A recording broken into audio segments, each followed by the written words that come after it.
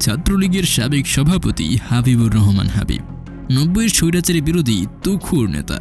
তার প্রস্তাবেই সর্বদলীয় ছাত্র ঐক্য পরিষদ গঠিত হয়। তার নেতৃত্ব, সাহস ও দক্ষতার কারণে অনেকে মনে করেছিলেন পরবর্তীকালে আওয়ামী লীগের রাজনীতিতে গুরুত্বপূর্ণ হয়ে উঠবেন তিনি। কিন্তু বিধি বাম, ঘটেছে উল্টোটা। 1996 সালে আওয়ামী লীগ ছেড়ে তিনি যোগ দেন বিএনপির রাজনীতিতে। বর্তমানে তিনি পাবনা জেলার আহ্বায়ক ও বিএনপি চেয়ারপারসনের উপদেষ্টা। দ্য মিরর এশিয়া তার মুখোমুখি হয়েছিল কেন তিনি আওয়ামী লীগ ছেড়ে বিএনপিতে যোগ দিলেন।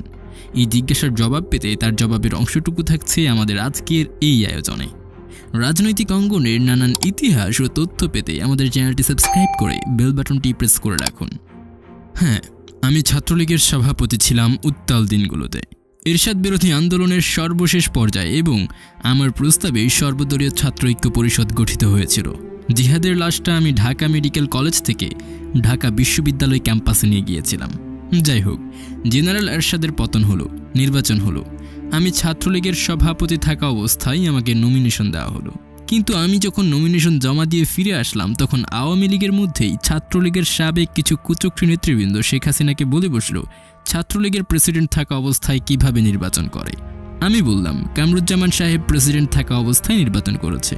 তো সেদিন এই কুচক্রী মহল রাজি হয়নি এবং শেখ হাসিনাকে ভুল বুঝিয়ে আমার নমিনেশন বাতিল করে, আমাকে রিজাইন দিতে বলে। আমি পদত্যাগ করি। সেই সময় আওয়ামী লীগের প্রভাবশালী নেতা পরবর্তীকালে দুবার দুটো মন্ত্রণালয় চালিয়েছিলেন মোহাম্মদ নাসিম। উনি তখন সরাসরি আমার আসনের এমপি, পরে মন্ত্রী হয়েছিলেন। তার উপর নির্দেশ জারি করলেন যে কোনো মূল্যে হাবিবকে হারাতে হবে। কারণ হলো 1989 সালে আমি যখন ছাত্রলীগের প্রেসিডেন্ট হই, তখন উনি অর্থাৎ মোহাম্মদ নাসিম আমার প্রচণ্ড আকারে বিরোধিতা করেছিলেন। উনি অতীতে যখন যাকে সমর্থন করেছিলেন আমি সঙ্গে থেকেছি।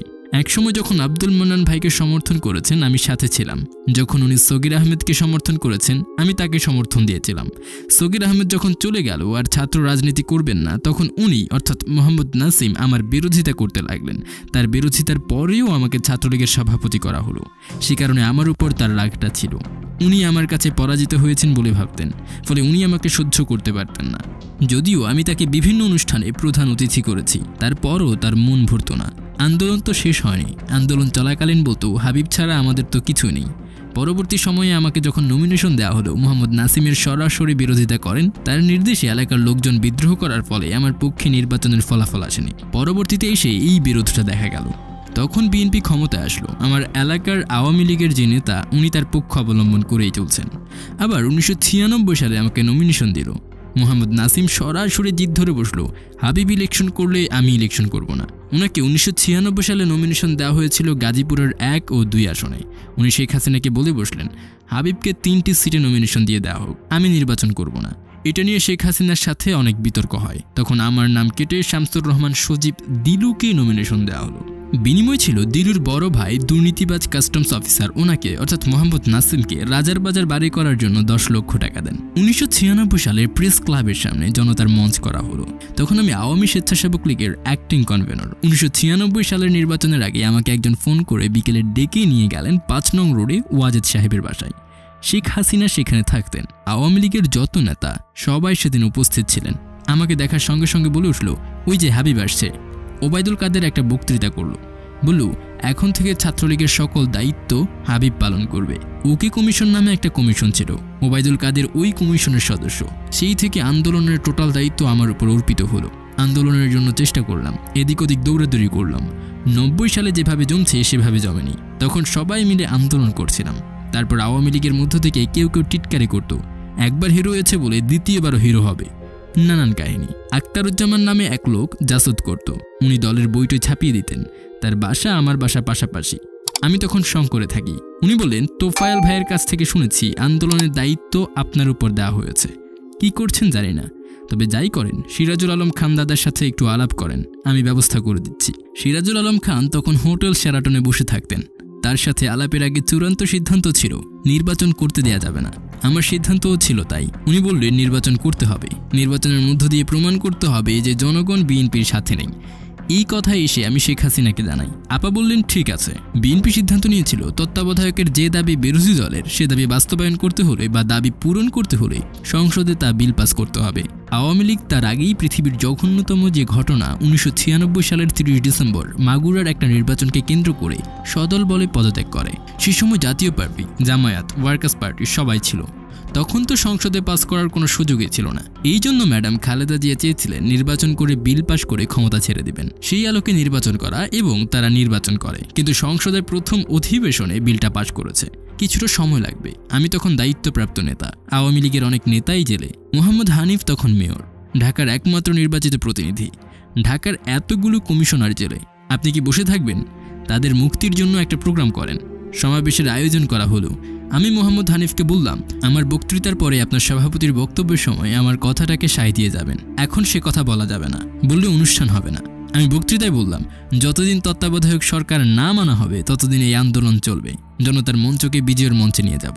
এই কথা আওয়ামী লীগের কেউই চিন্তা করেনি। মোহাম্মদ হানিফ আমার বক্তব্যকে সমর্থন জানিয়ে বক্তৃতা দিল। তখন মঞ্চের অনেকেই চিৎকার শুরু করে দিল।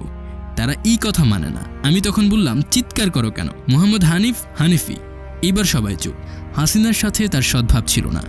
আওয়ামী লীগের সব নেতারা চলে গেলেন। তারা তো কেউ জানে না এরকম একটা সিদ্ধান্ত আসবে। অপ্রস্তুত অবস্থা। মঞ্চে থাকলাম সর্বশেষ আমি, মোহাম্মদ হানিফ, মোফাজ্জল হোসেন, মায়া চৌধুরী, মতিয়া চৌধুরী, শাহজাহান খান, আর এদিকে ছাত্রলীগের সভাপতি ও সেক্রেটারি মৃণাল কান্তিও ছিল। যা হোক, সারা রাত অনুষ্ঠান চলতে থাকলো। এর মধ্যে রামেন্দু মজুমদার, ফেরদৌসি মজুমদার চলে আসলো। গান বাজছে, প্যারোডি গান। সকালবেলা পুলিশ এসে মঞ্চ ভেঙে দিল। তারপর আবার লোকজন নিয়ে মঞ্চ তৈরি করা হলো। সারাদিন সারা রাত চলল। 30 তারিখ ম্যাডাম জিয়া পদত্যাগ করলেন। ওই দিন মঞ্চে সভাপতিত্ব করছি আমি। এটা একটা ঐতিহাসিক ঘটনা। 90 সালেও শেষ দিন মঞ্চে সভাপতিত্ব করছিলাম আমি। এটাও আমার বিরুদ্ধে আওয়ামী লীগের একটা অভিযোগ। 1990 সালে ছাত্র আন্দোলনের পর অভিযোগ এসেছিল। এরপর জনতার মঞ্চ ভেঙে দিতে বলেছিলেন শেখ হাসিনা। আমি রাজি হইনি। শেখ হাসিনা বলল, তুমি যাচ্ছ না কেন? আমি বললাম, যে হাতে গণতন্ত্র নিয়ে এসেছি সেই হাতে গণতন্ত্র ধ্বংস করতে পারবো না। এটা করতে গেলে প্রাণহানি ঘটবে, নির্বাচন হবে না, সামরিক শাসন চলে আসবে। শেখ হাসিনা বললেন, তুমি আজীবন দায়িত্ব পালন করে আসছো, এখন বললেই হলো এটা আমি করতে পারবো না বলে বের হয়ে চলে আসছি। তখন আমার ওয়াইফকে বলতেছে, হাবিবের বউ, ও হাবিবের বউ, ওকে থামতে বলো। আমি বের হয়ে গিয়েছিলাম। শুনে আবার এসে বললাম, আপা হাত জোর করে বলছি, আমার স্ত্রীকে যদি ছেড়েও দিতে হয় এই কাজ আমি করতে পারবো না। এটাও আমার বিরুদ্ধে একটা অভিযোগ। এগুলোর কারণে মতবিরোধ দেখা দিল। আমার নেতৃত্বের সময় যদি ছাত্রলীগের নেতাকর্মীরা মারা যেত তাহলে না হয় কথা ছিল।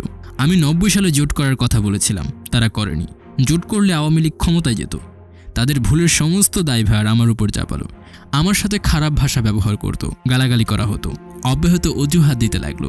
সত্যি কথা, 1990 সাল থেকে শুরু হয়েছে এই মতবিরোধ। জেনারেল এরশাদের সাথে গভীর সম্পর্ক ছিল। এরশাদ দলের অনেক লোক মেরেছে, ট্রাক চাপা দিয়েছে। তারপরও 1996 সালে এরশাদের সাথে আঁতাত করে ক্ষমতায় এসেছে। এরশাদের সাথে যে সম্পর্ক ছিল তার প্রমাণ হলো এখন মহাজোট।